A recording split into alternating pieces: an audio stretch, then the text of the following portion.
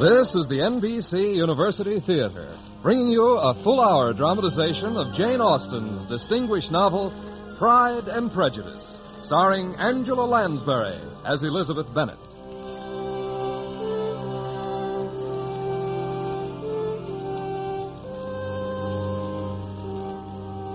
Pride and Prejudice was a first novel written by Miss Austen at the age of 21. Today, it's the best known of her works, a delightful romance and a comedy of manners based on provincial family life in England of the late 1700s. The book has been adapted a number of times for stage, screen, and radio, and its popularity in all forms seems to grow with the decades. Today on University Theater, we bring you a new version for radio and an exciting cast headed by Miss Angela Lansbury. Here, then, is Pride and Prejudice.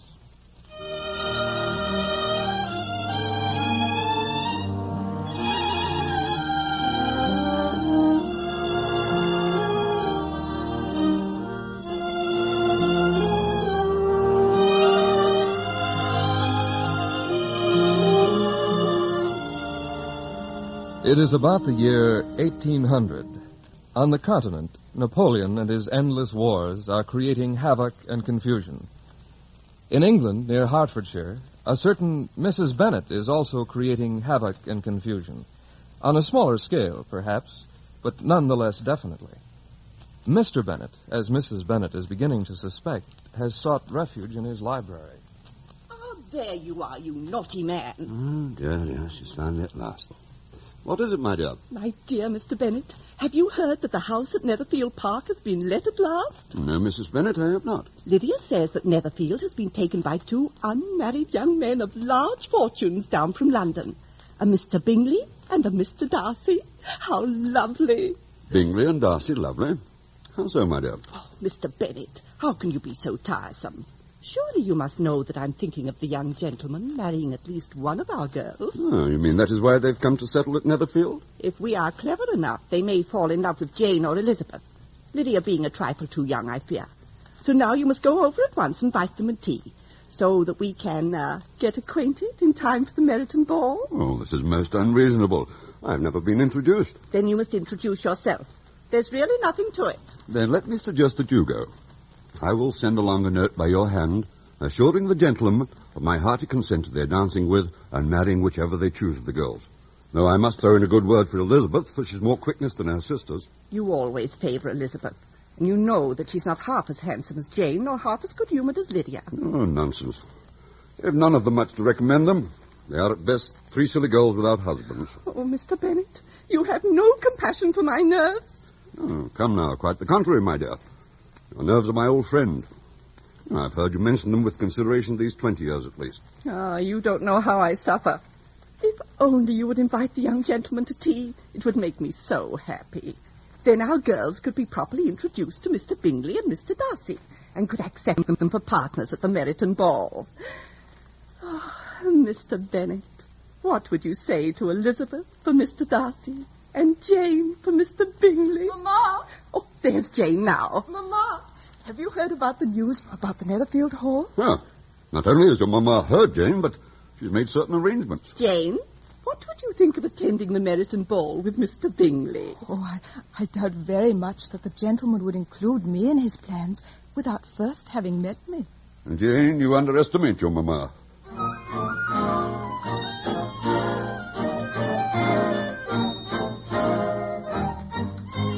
Mr. Bingley, a week ago I hardly dreamed that the ball would be graced by your presence. I owe a great deal to your mother, Miss Jane.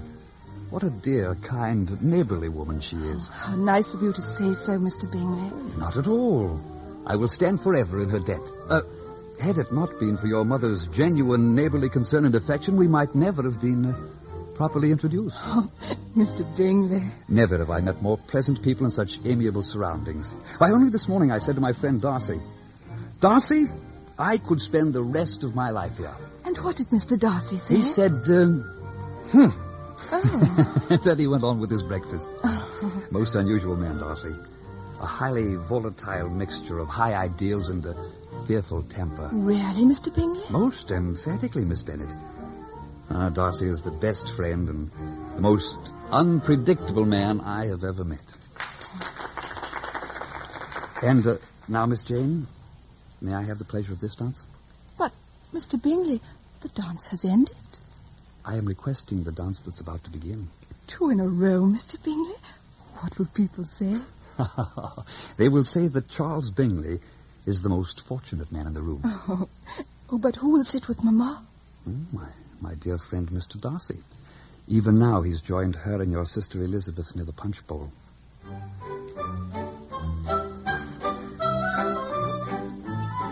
Tell me, Mr. Darcy, why are you not dancing? Perhaps Mr. Darcy does not enjoy dancing, Mamma. It is my observation, Mrs. Bennet, that much depends upon having the right partner. But of course, Mr. Darcy. Everything in the world depends on having the right partner. Quite. Do you like the country better than the city, Mr. Darcy? I find the city and the country are pretty much the same. They each have their disadvantages, but I dare say I am able to keep myself amused. Well, you should be well amused this evening, Mr. Darcy. You'll notice that the room is filled with accomplished young ladies. Wherever you go in England, you'll always find accomplished young ladies. I'm afraid that I cannot agree with that statement, Mrs. Bennet. Of all the young women I have met, I cannot say that more than half a dozen of them are really accomplished. You must have very high standards, Mr. Darcy. Just what do you require in a woman? The ideal woman, in addition to attractiveness, grace, and charm, should have, I would say, a fluent knowledge of languages both modern and ancient. Oh, dear me. Go on, Mr. Darcy. You interest me.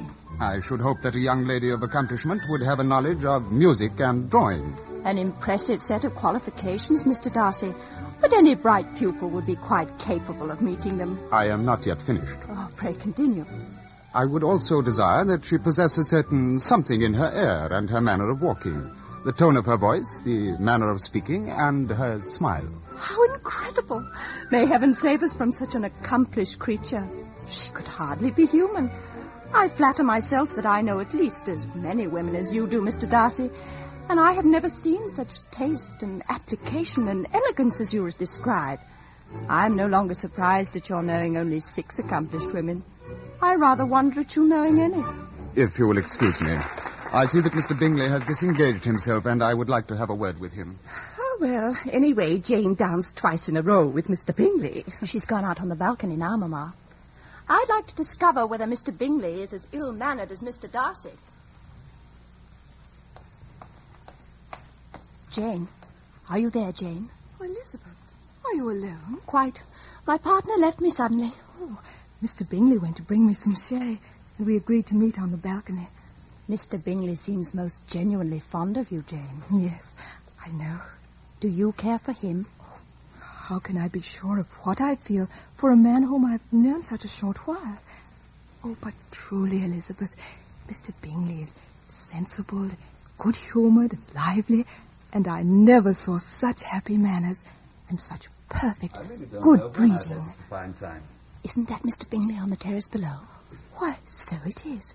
Oh, and I do believe that's Mr. Darcy with him. Upon my word, I detest these stupid affairs. Oh, now, come, Darcy. I must have you dance. Hate to see you standing out here in such a stupid manner. Now, there isn't a woman in the room it wouldn't be punishment for me to stand up with. Oh, that insufferable creature. I would not be as fastidious as you are for a kingdom. Now, you are dancing with the only handsome girl in the room. Oh? How about her sister, Elizabeth? You seemed to find each other most stimulating at tea the other day. I suffered Miss Elizabeth company at tea because I was her father's guest. But I find her manner most disconcerting. Oh. She has a sharp tongue and a mind prejudiced against men. Dear me, I would say that Miss Elizabeth had quite captured your imagination, Darcy. This couldn't be love, could it? Hardly. I still pride myself on my own good taste. Darcy, you are hopeless. Come along now. I promised a glass of sherry to Miss Jane. Very well. But heaven protect us from her insufferable mother. Mrs. Bennet has all the natural charms and attractions of a leech. Oh, what a horrible man. I fear that Mr. Darcy forgot himself. To the contrary, my dear sister. Mr. Darcy was more himself than ever. Oh, but how could he? It doesn't matter, Jane.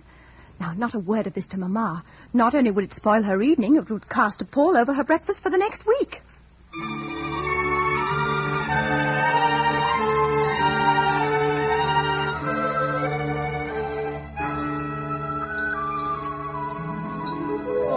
Bennet, I wish you'd been there to share my happiness.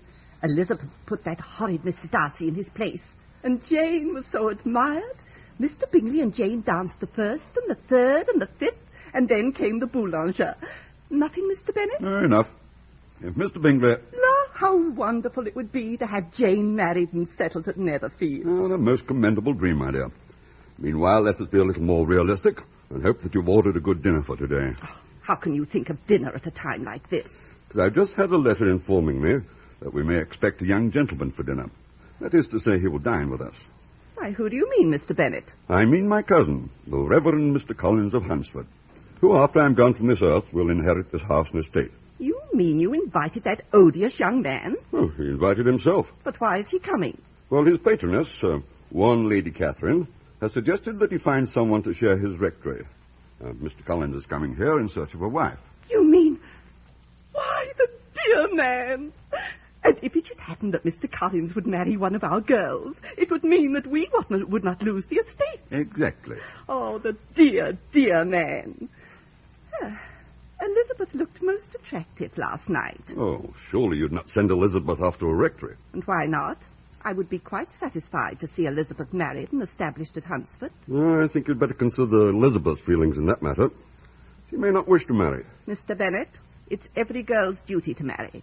And if Elizabeth cannot see it, I shall make her see it. Well, let us hope so. Mr. Collins can be Elizabeth's partner at Charlotte Lucas's ball at week's end. And if Charlotte Lucas even so much as looks at Mr. Collins, I'll scratch her eyes out.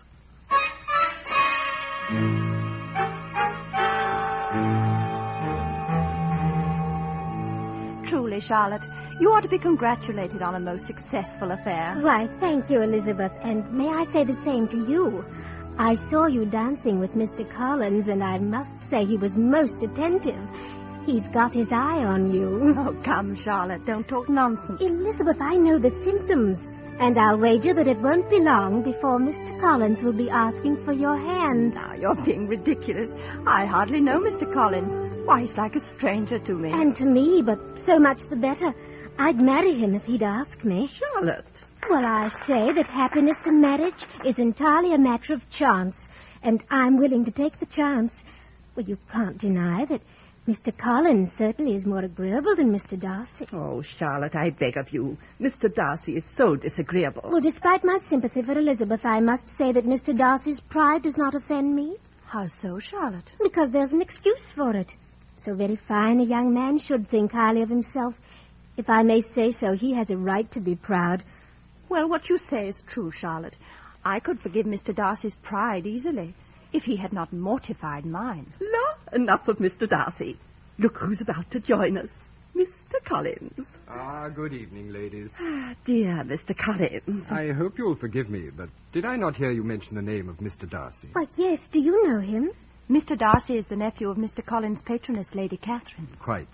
And as I approached and heard you mention Mr. Darcy's name, I was struck by a most bizarre circumstance. Indeed, Mr. Collins. What was it, if I may ask? Well, as it happens, while you were talking of Mr. Darcy, I happened to look across the ballroom, and there I saw your sister Lydia dancing across the floor in the arms of a gentleman who is said to be Mr. Darcy's arch-enemy. Really? You don't say. Mr. Collins, do you refer to the officer of the regiment, Mr. George Wickham? Well, it wasn't my intention to identify the gentleman by name, but yes, it was Mr. Wickham. What a most unusual coincidence. Why? Do you know Mr. Wickham? No, I've not had the pleasure as yet, for Mr. Wickham has but recently arrived in Hertfordshire. But as it happens, my sister Lydia has been introduced, and she has arranged for me to have the next dance with Mr. Wickham.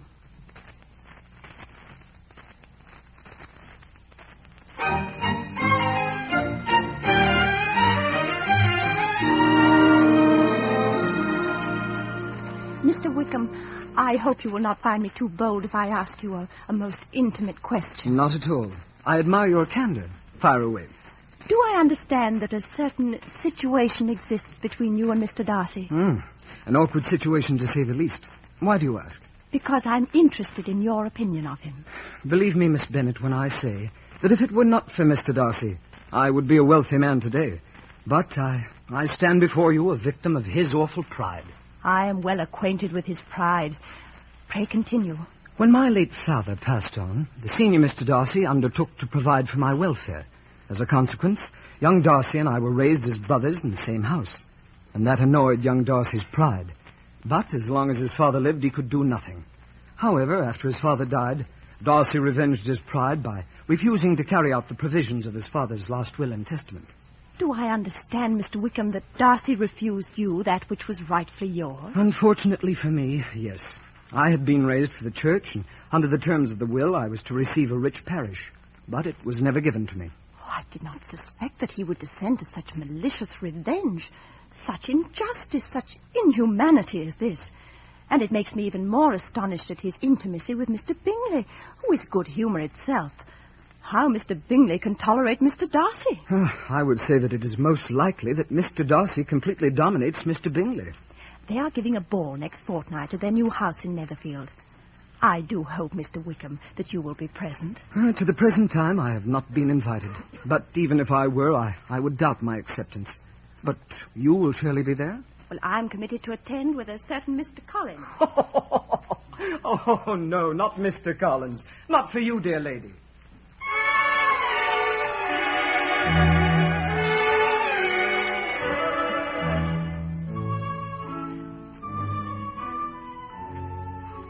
One, 2, 3, 4.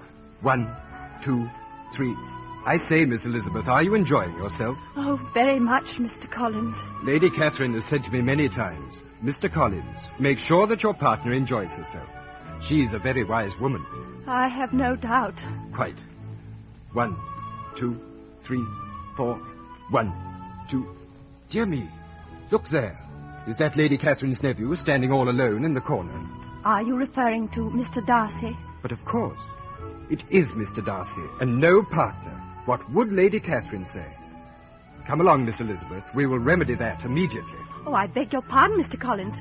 What is your intent? Why, Mr. Collins, not even for Lady Catherine would I consent to dance.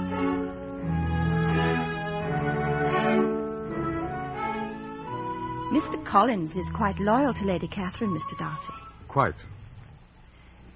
Netherfield is a very interesting house. Do you not think so, Mr. Darcy?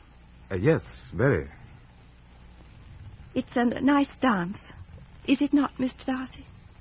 I find it so.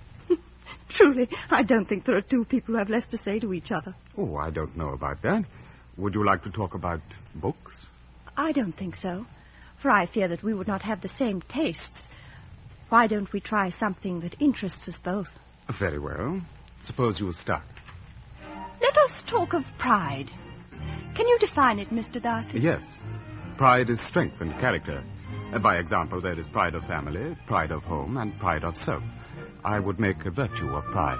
I fear that you have made it your fault. Oh, I did not know that you were a studier of character. You must find it very dull in the country. Oh, no, not at all. All sorts of people come through. For example, you and Mr. Bingley. You are given to melancholy, while he is pleasant, cheerful, and considerate. Well put, Miss Bennet. But the trouble with Bingley is that he fancies himself in love. Well, I trust you had a delightful dance, Mr. Darcy. Quite, and most instructive. Oh, yes. We discussed vanity, pride, and we almost discussed love. Oh, do you believe in love, Mr. Darcy? Yes, I do. But fancying oneself in love is something else again. Well spoken, sir. But how is one to know true love from false? The only manner in which two people can determine the degree of their mutual affection is through the exchange of confidences, a procedure hardly suited to a ballroom. I'm inclined to agree with you, Mr. Darcy. I must say that I've always fancied the ideal situation for confessions of affection to be a garden.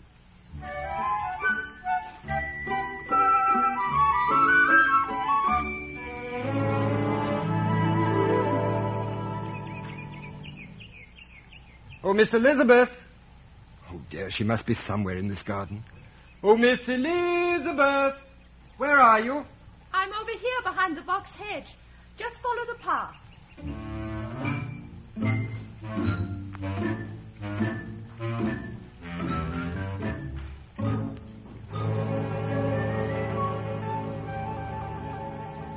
Good morning, Mr. Collins. Good morning, Miss Elizabeth.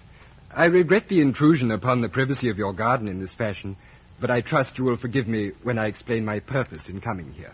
Indeed, Mr. Collins. You seem quite distressed. Is there something wrong? Oh, no. To the contrary, I'm beside myself with joy. Your mother has given me her permission. Miss Elizabeth, since almost the first moment I entered your father's house, I single you out as the companion of my future life. Mr. Collins. You have only to say that you will be mine.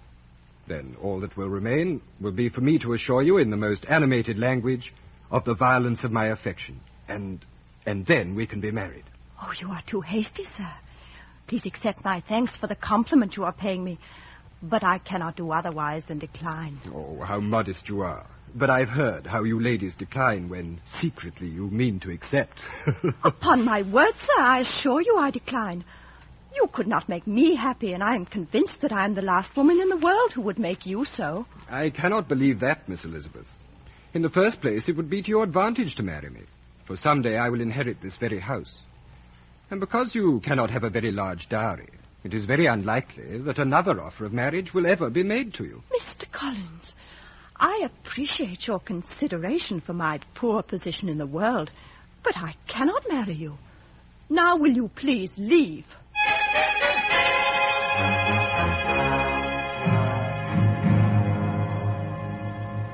Come here, Elizabeth, child.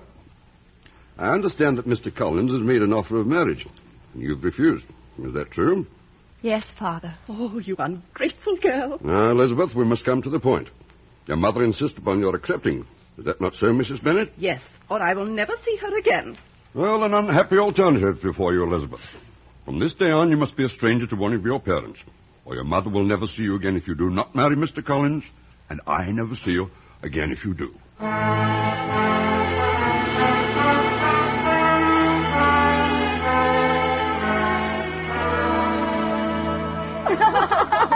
Oh, Jane, how wonderful a father. I can just see the look on Mother's face. Oh, not so loud, Lydia. Elizabeth said that Mother was furious. I wonder how she'll ever explain to Mr. Collins. I'm sure I don't know, but it was enough to send him running directly over to Charlotte Lucas. Oh. Poor girl. Charlotte deserves something better than that. Well, at least it saved the day for Elizabeth. You're the fortunate one, Jane. That handsome Mr. Bingley. Come in. Oh, Elizabeth, we were just talking about you. Yes, do come in and tell us more about Mr. Collins. There will be time for that another day. Why, Elizabeth, what is the matter? Did Mr. Collins upset you? No, it isn't that. Then what is it, for heaven's sake? You're white and trembling. I'm sorry. It wasn't my intention to cause distress, but we have received a note from Netherfield Park. Is it from Mr. Bingley? No. Mr. Darcy, then. What is this all about, Elizabeth? Well, it concerns them both, and would that I did not need to tell you. Is it bad news, then? Well, Elizabeth, you must tell us. I really find difficulty in making up my mind whether it is good or bad. Mr. Darcy has just left for London. Is that all? I say good riddance. Is Mr. Bingley going to stay on alone in the house? I'm afraid not, Jane. They have closed up the house. How very unusual. Well, where will Mr. Bingley stay? Mr. Bingley is gone too, Jane. Oh. According to the note, Mr. Bingley and Mr. Darcy have left Netherfield for good. Oh, no. Lydia, catch her before she falls. Oh, get me the smelling salts, Lydia. They're on the chest. Oh, Charles. Here you are. Now try to breathe deeply, Jane. That's better. You'll be all right. Now try it again. Oh, Charles. How could you leave me? It is not Mr. Bingley who has done this, sister. I fear that he is under the influence of another. Perhaps he never loved me. Dear Jane. Dear Charles. I must do my best to forget him. But he will live in my memory as the most amiable man of my acquaintance. I have nothing to reproach him with. Oh, Jane, would that I could speak as kindly of the man whose terrible pride has caused your unhappiness. I take consolation in the knowledge that pride goeth before destruction, and a haughty spirit before a fall.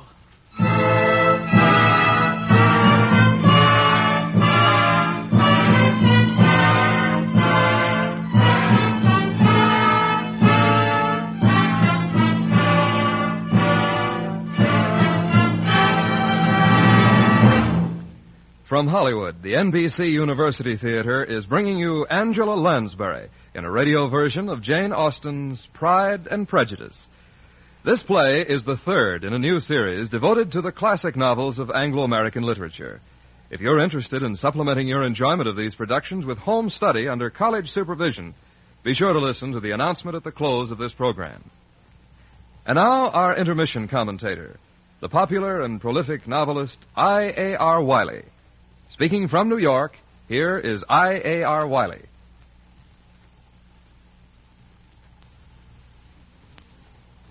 Two well-known British authors, Sheila K. Smith and G.B. Stern, once collaborated on a highly entertaining book called Speaking of Jane Austen, in which they described themselves as Janeites, or in other words, Jane Austen fans. The world is full of them. Every day new members add themselves to the fraternity.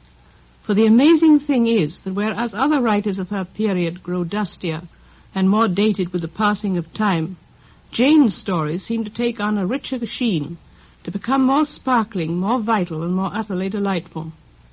I think one reason is that without knowing it, she was a born and most brilliant storyteller. Somerset Maugham said in a recent interview, I am quoting roughly from memory, that he turned the pages of her novels in breathless excitement, even though he knew that what was going to happen didn't amount to a storm in a teacup. To this day, though I have read Pride and Prejudice a dozen times, I still have heart flutterings over the vicissitudes of Elizabeth Bennet and Mr. Darcy's stately, if somewhat peppery, love affair. I still chuckle surprised, delighted chuckles at Jane's sly digs at the pomposities, snobberies, and follies of her time and class. She accepted them as part of her own background, but she stood back a little from them, and her eyes twinkled demurely, and she laughed mischievously to herself. She makes us laugh with her, sometimes explosively, in sheer surprise at the keenness of her thrusts, but they are never angry or malicious thrusts. Another reason for Jane's enduring greatness is that she never attempted anything that was too big for her. She lived in the Napoleonic era when her country was once more fighting tyranny for its freedom, but she makes only the most indirect reference to the war, or to the social problems and evils of her time. She was not, however, a modern escapist. She simply confined herself to a world she knew, which was a very real one. The life of middle-class and upper-class England, for all its limitations, had grace and dignity and charm and even strength. She painted its portrait. She called herself a miniaturist. She was more like an etcher, whose acid drew in sharp, deep, clean lines. Her people are real people, and in spite of change in manners and customs and costumes, they are still real.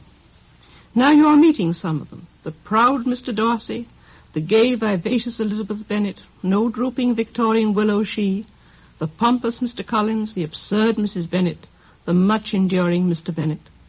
If this brief encounter doesn't lure you on to discover the whole story, with its mischievous wit and restrained but real romance, and if you are not by then a full-fledged Janeite, well, the loss is all yours. Thank you, Miss Wiley. Our radio version of Pride and Prejudice, starring Miss Angela Lansbury as Elizabeth Bennet, will continue from Hollywood after a brief pause for station identification.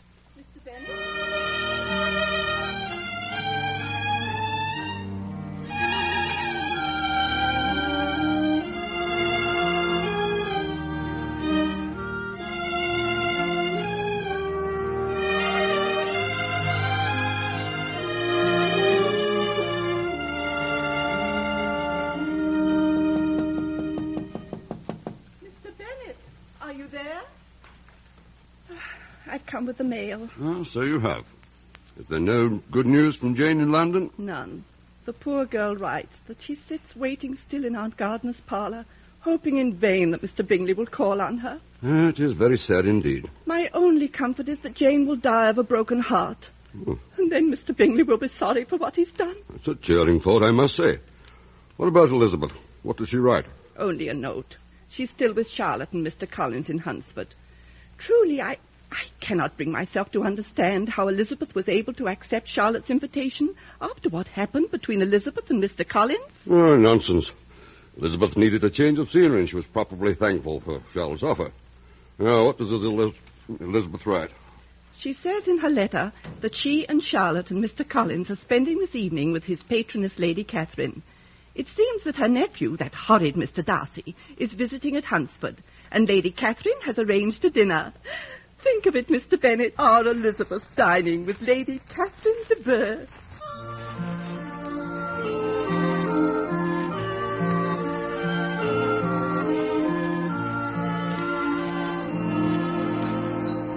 I must congratulate you, Miss Bennet. I have tried for months to get my nephew, Mr. Darcy, to visit us here, but I was never successful until I mentioned, quite by accident, that you were visiting the Collins. My dear aunt, I have always visited you at regular intervals. Whatever brought you both here, it is good fortune for all of us. Indeed, Mr. Collins. Miss Bennet, your father's estate is entailed on Mr. Collins, I think. Hardly something we think of now, Lady Catherine. It is something I choose to think of, Charlotte. Miss Bennet, do you play and sing? A little. Some time or other we shall be happy to hear you. Do you draw? No, not at all. That is very strange. Has your governess left you? We never had any governess. How was that possible? 5 daughters brought up at home without a governess? You must have been neglected. Are any of your younger sisters out, Miss Bennet? Yes, ma'am. All. All? All 5 out at once? Very odd. The younger one's out before the elder are married. The youngest is not yet 16, Lady Catherine. I think it would be very hard upon the younger sisters that they should not have their share of society and amusement, because the elder may not have the means or inclination to marry early. Upon my word, you give your opinion very decidedly for so young a person. I'm sure my daughter would never put herself forward in such a manner. Oh, no, Mamma. It gives me pleasure to look forward to the happy future of my daughter and of my favourite nephew, Mr. Darcy. Lady Catherine, From their infancy they have been intended for each other, while in their cradles we planned the union. Well, let us repair to the drawing-room. I think it would be pleasant if Anne played for us for a while. Yes, Mamma.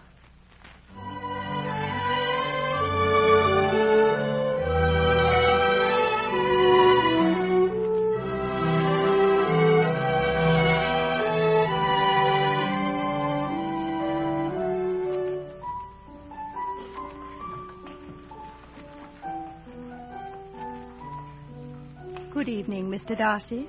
Oh, Miss Elizabeth. What an unexpected pleasure finding you out here. Really, Mr. Darcy? How so? I understood that you were very fond of piano music.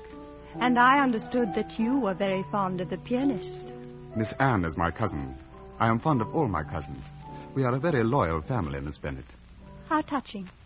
Then why are you not inside in demonstration of your loyalty? I fear that I am not the social type. Hardly, from what I observed of your behavior at the Meryton ball. With your outlook, dear lady, you should live in London. Have you ever been there? Oh, yes. I have visited London many times. My sister Jane is in the city now. Have you never happened to see her? I'm afraid I haven't. Nor had Mr. Bingley seen Jane either, I dare say. I do not believe Mr. Bingley has seen Jane since he decided to take leave of Netherfield. Say what you mean, sir, since you persuaded him to leave Netherfield. I beg your pardon. Do not be devious. Mr. Darcy, you cannot hope to deny that you kept Mr. Bingley from Jane. I have no wish to deny anything. I did everything in my power to separate my friend from your sister. How could you? Because Bingley was overpowered with love. Acting in what I believe to be Bingley's best interests, I persuaded him to go to London. And what of my sister Jane, whose heart is broken? Let it be mended. Tell her that Bingley was quite madly in love with her and would have asked her hand in marriage had I not interfered. It is too late for such remedies. Jane suffers now because she believes that she loved Bingley and he loves her not. I must keep silent forever and pray that Bingley will not be allowed to return, free from your interference. Believe me, Miss Bennet, I know the sorrows of separation. I have been kinder towards my friend than I have been to myself. For now I know what Bingley suffered when he was overcome with love. Miss Elizabeth, in vain I have struggled, but my feelings will not be repressed. Mr. Darcy, I pray you consider the import of your sentiments. I am most painfully aware. For weeks and months I have wrestled with myself against all my better judgment and reason, but it will not do. I am quite overcome. Mr. Darcy, what are you trying to say? My dear Miss Elizabeth, you must allow me to tell you how ardently I admire and love you. My astonishment is beyond expression, sir. I had rather imagined that it would come as a complete surprise, but I trust that the distress caused by my declaration of affection will be outweighed by the pleasant prospects of a life together. Oh, you insufferable man. I beg your pardon. Listen to you. How can you always be so sure of Darcy, so superior, so convinced in the pride of yourself that you cannot see Darcy except as a prize for which any girl should be properly thankful? Miss Elizabeth, I did not say that. There was no need. Your manner was enough, sir. It is customary, I believe, at such times as these for the young lady to express certain sentiments of gratitude for the honor offered. But I cannot. I have never desired your good opinion, and you certainly have bestowed it most unwillingly. And this is all the reply which I am to have the honor of expecting? You impossible man. You choose to tell me that you like me, but protest that your affections are against your better feelings, and yet you wonder why you were rejected.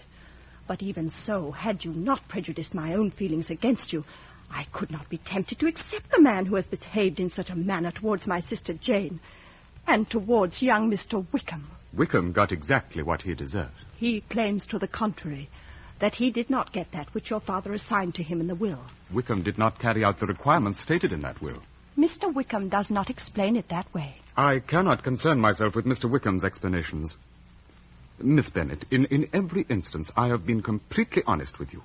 But because I did not choose lies and flattery and spoke honestly, you became furious. Mr. Darcy, let us understand each other. I did not refuse you because of your manner of speaking.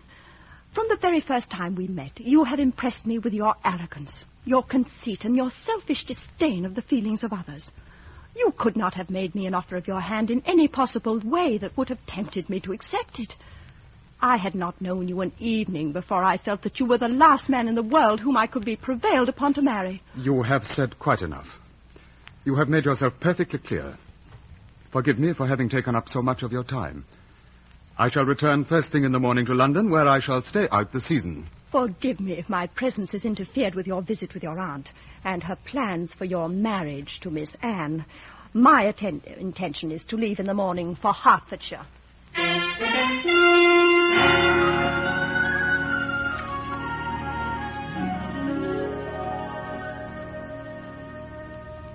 Truly, Elizabeth, I do not understand you. Home for only 3 weeks, and now you're packing to be off again. Hand me my bandbox like a good sister, will you? Here you are. Thank you.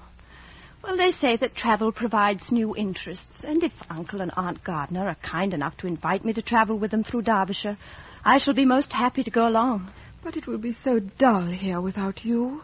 Well, then why don't you persuade Papa to let you go with Lydia to Brighton when she visits Colonel Forster and his lady? That would please Lydia, I dare say. But I have no desire to be left sitting with Mrs. Forster for hours on end, while Lydia devotes all her time to Wickham. Dear Lydia. I hope she doesn't become too fond of Mr. Wickham. Why do you say that? Do you know something about him? Well, not exactly. It's just that I have a feeling that we should know something more about him. Oh, but enough of worry. If you'll be so good as to help me with this portmanteau, I can finish my packing. Truly, Elizabeth, the way you've taken to running about in such a restless fashion, a person would almost think that you were in love.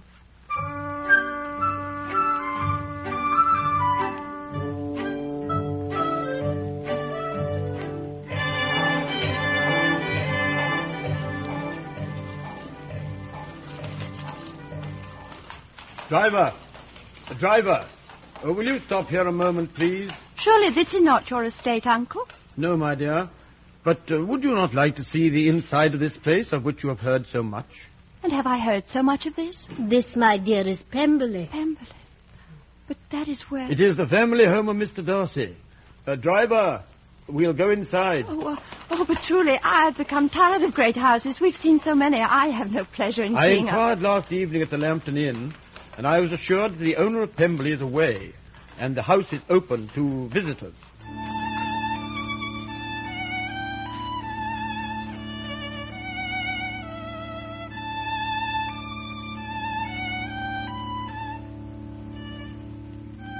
And now, if you would like to step this way, please. I'll show you the old master's bedroom. By all means. Come along, ladies. I told you it was a most admirable house, Elizabeth. Wouldn't you like to be the mistress here? It would depend on the master. Now, this room here belonged to Mr. Darcy's father. And a fine, generous man he was. It is much to your credit to speak so well of your master.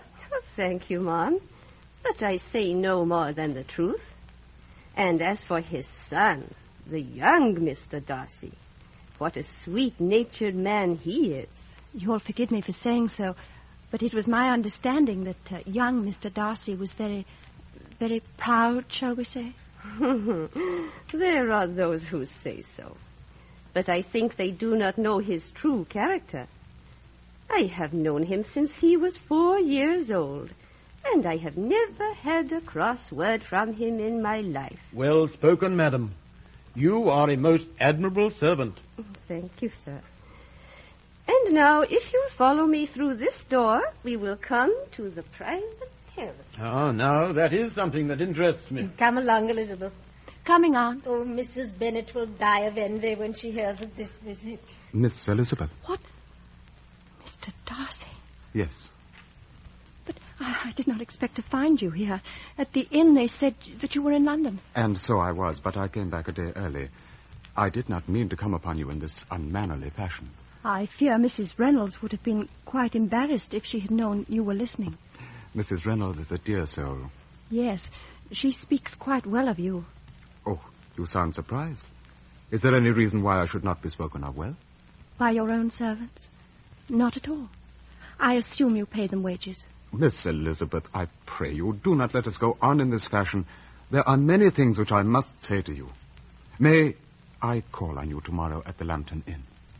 I truly don't think you should, Mr. Darcy. But I will be at the inn at tea time.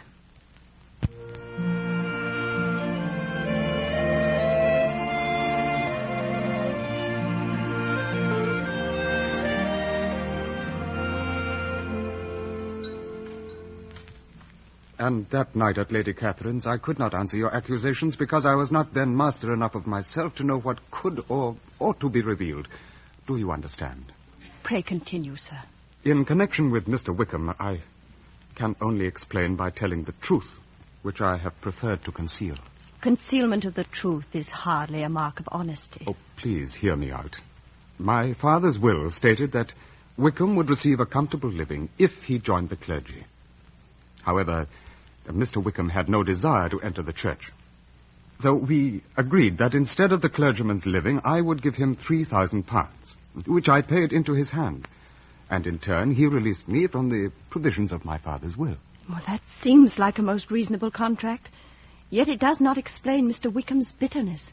There must have been something more. Indeed there is. Wickham attempted a secret marriage with my sister, a girl of 15. Oh. Unfortunately, I found out in time.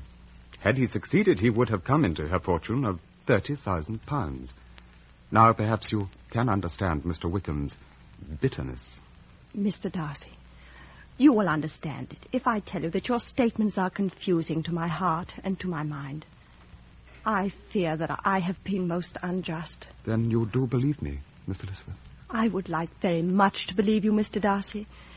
Your coming here today, your sincerity of manner when you related these obviously painful stories would not allow me to come to any other conclusion. You are most kind. You will excuse me, sir, but there is someone at the door. A letter for Miss Bennet. It's marked urgent, miss. Thank you very much. It's a note from my father. Would you excuse me if I read it now? Oh, please do, dear lady. I am writing to inform you that a tragedy has befallen our family, and none of us were more surprised than you will be when I tell you that Lydia has run off with Mr. Wickham. Oh, no. Insofar as we know, they are in an unmarried state, and they are journeying in the direction of London. I would appreciate your returning at once, for all is confusion here, and I must leave for London immediately. Oh, dear.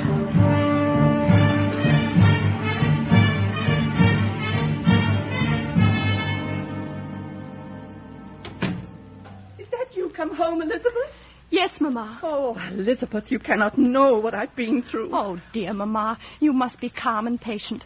All we can do is hope and pray for good news tomorrow. That's what Jane said yesterday.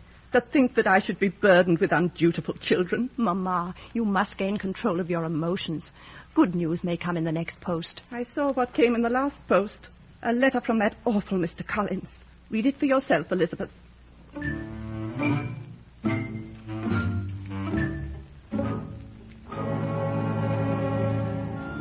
I feel called upon to condole with you on the grievous affliction you are now suffering under. The death of your daughter would have been a blessing in comparison. And I am joined in this thought not only by Mrs. Collins, but by Lady Catherine and her daughter, to whom I have related the affair. It is most unfortunate, for, as Lady Catherine condescendingly said, who will connect themselves with such a family?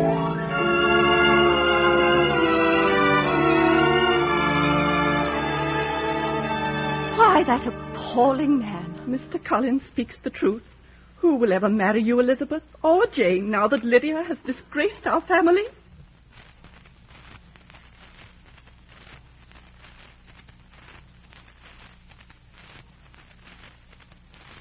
Please, Mamma, I'm sure that I would not want to marry a man whose pride was so weak that it could not withstand the consequences of Lydia's caprice. Meanwhile, we must be brave and wait for the news from Papa in London.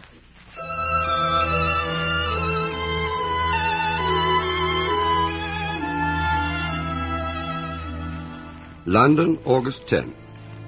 I am sorry to report that the events here offer no encouragement. Lydia and Wickham seem to have vanished into thin air. If I do not find them within the week, I shall return home reconciled to the thought that I have done my best and failed.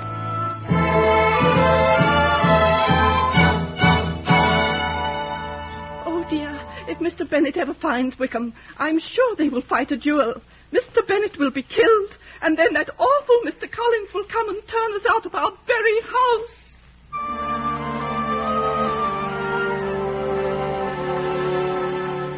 My dearest wife and family, put your worries at an end. Lydia and Wickham have been found. They will be married this very day, and God willing they should arrive home shortly after this letter reaches your hand.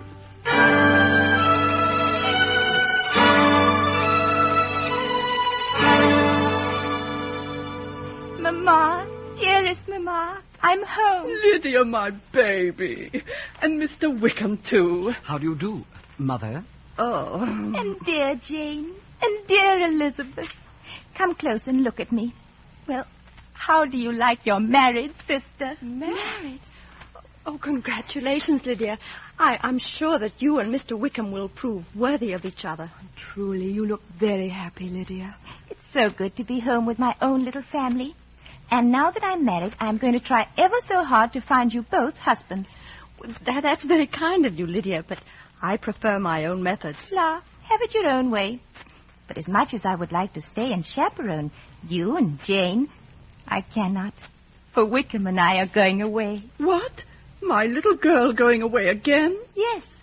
Wickham must be off to join a new regiment in the north. Oh, dear, how sad. To the country, Mamma. How wonderful. We thought Wickham would hardly ever be able to get another post at all, what with all the gambling debts that had to be paid before we could leave London. Is this so, Mr. Wickham? As it happens, yes. I never dreamed in all my life there could be so many debts. But fortunately, we were rescued. Poor Papa. I do hope you appreciated all that he did for you, Lydia. Oh, but it wasn't Papa who rescued us. It was Mr. Darcy. What did you say? Didn't Papa write you? Every cent of Mr. Wickham's debts were paid off by Mr. Darcy.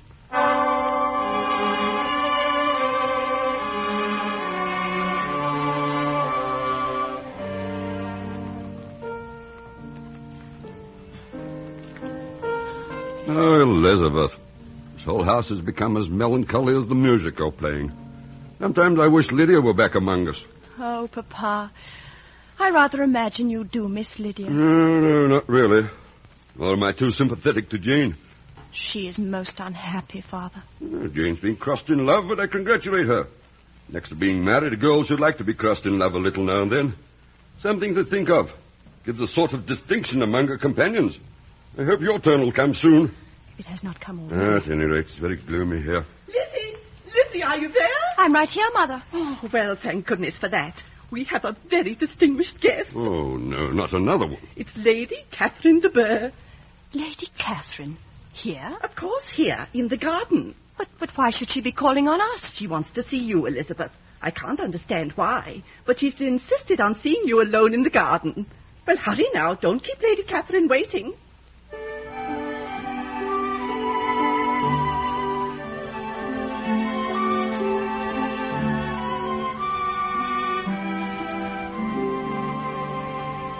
Lady Catherine, to what do I owe the honour of your presence here? Miss Bennet, a report of a most alarming nature reached me several days ago. I was told that not only was your sister Jane on the point of being most advantageously married to Mr. Bingley, but that you, Miss Elizabeth, would in all likelihood be united to my nephew, Mr. Darcy. I am astonished at this, Lady Catherine. Why, the gentlemen of whom you speak are not even in the neighbourhood. If not, they will be shortly, but that is hardly the issue. Do you not know that such a report is spread abroad? I never heard that it was. And can you likewise declare that there is no foundation for it? I do not pretend to possess equal frankness with your ladyship. You may ask questions which I shall not choose to answer. I insist on being satisfied. Has my nephew made you an offer of marriage? Such behaviour as yours will never induce me to be explicit. Let me be rightly understood. This match can never take place. Mr. Darcy is engaged to my daughter. Now, what have you to say? Only this, that if he is so, you can have no reason to suppose that he will make an offer to me. Miss Bennet, I am not in the habit of brooking disappointment. That will make your ladyship's situation at present more pitiable, but it will have no effect on me. My daughter and nephew are formed for each other. They are descended on the maternal side from the same noble line, and on the father's from respectable, honourable, and ancient, though untitled families. Mr. Darcy is a gentleman. I am a gentleman's daughter. So far we are equal. Tell me, once and for all, are you engaged to him? No. No, I'm not. Oh, and will you promise me never to enter into such an engagement? I will promise only to act in that manner which will, in my own opinion, constitute my happiness, without reference to you or to any person so wholly unconnected with me. Then you are determined to ruin Mr. Darcy in the opinion of all his friends. You have insulted me in every possible method, Lady Catherine. I must beg to return to the house. Oh, obstinate, headstrong girl.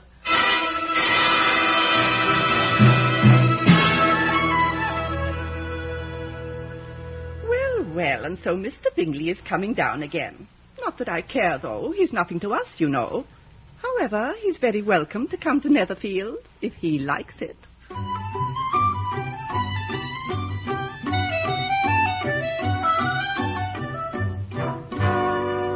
No, Mrs. Bennet.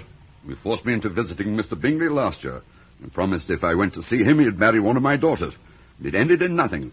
I'll not be sent on a fool's errand again.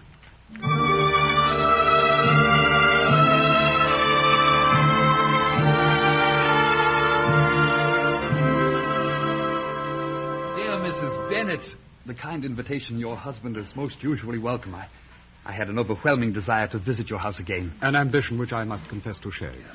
Oh, Mr. Bingley, you are a dear man.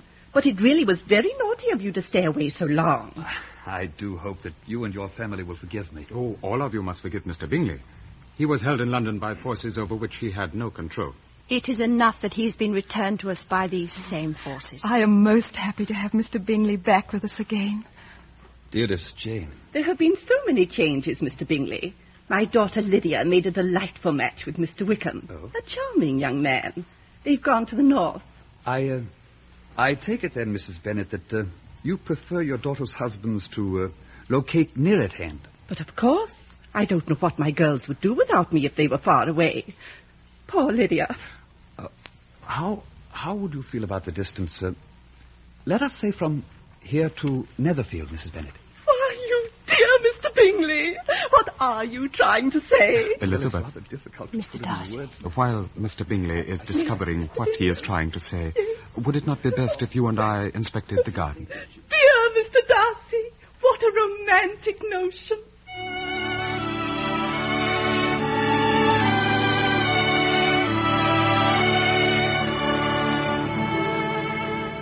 I am so very happy to see Jane and Mr. Bingley together again, Mr. Darcy. They are truly in love. Yes, I have known from the moment when you first told me at Hunsford. And so, knowing I was wrong, I went to Bingley and confessed that I had interfered. You told Mr. Bingley that you had kept him from Jane? I held nothing back. I told him all. Knowing your nature, it must have been very difficult for you. Apologies are never easy. But, Miss Elizabeth, there are others as well who have waited long for happiness, only to fail because of their faults. Tell me truly, are your feelings still what they were when I spoke to you at Hunsford? I would feel more sure of my answer if I had some assurance on your part that you were truly sympathetic. Then let me say that I love you and wish to marry you. Oh, then believe me, sir, when I tell you that my sentiments are very much changed in your favor since that night I cast you off. Oh, Miss Elizabeth, can you say this after my unpardonably conceited and prideful behavior? How can I find fault with you when it was I who opposed your pride with blind prejudice? No, I came to you proud, defiant without a doubt of my reception. I was sure that you would take me as I had been sure that any other woman would have had me. But you showed me how insufficient I was to please a woman worthy of being pleased. Elizabeth. Dearest Darcy, the time has come to put the past behind us. Now let us look to the future and think only of the past as its remembrance gives us pleasure.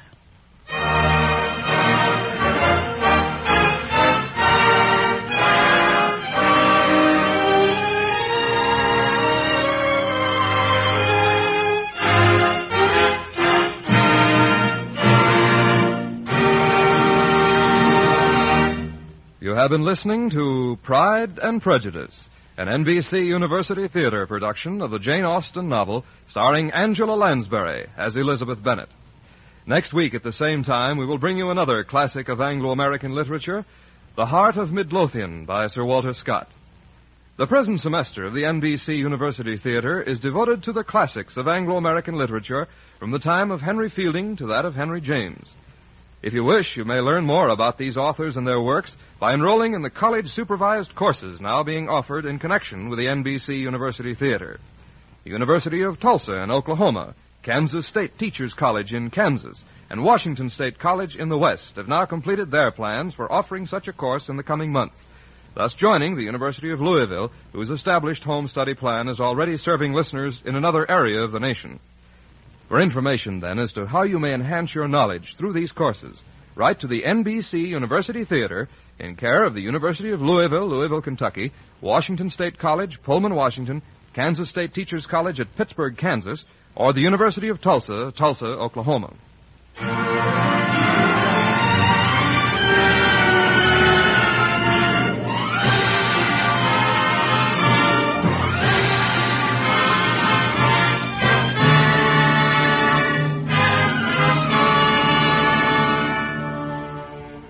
Pride and Prejudice was adapted for radio by Richard E. Davis.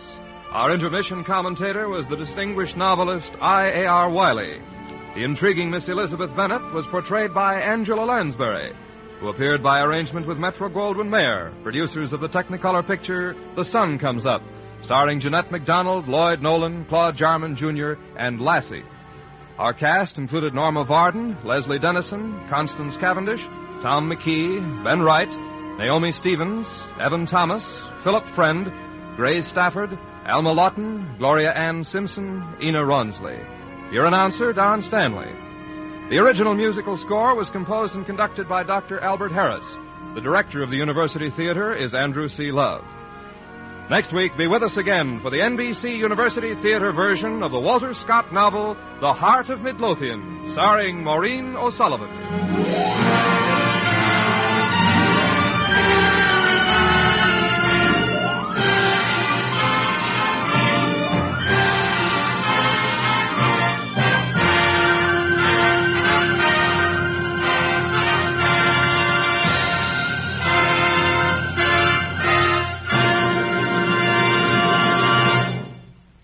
The NBC University Theater has come to you from Hollywood. This is NBC, the national broadcasting company.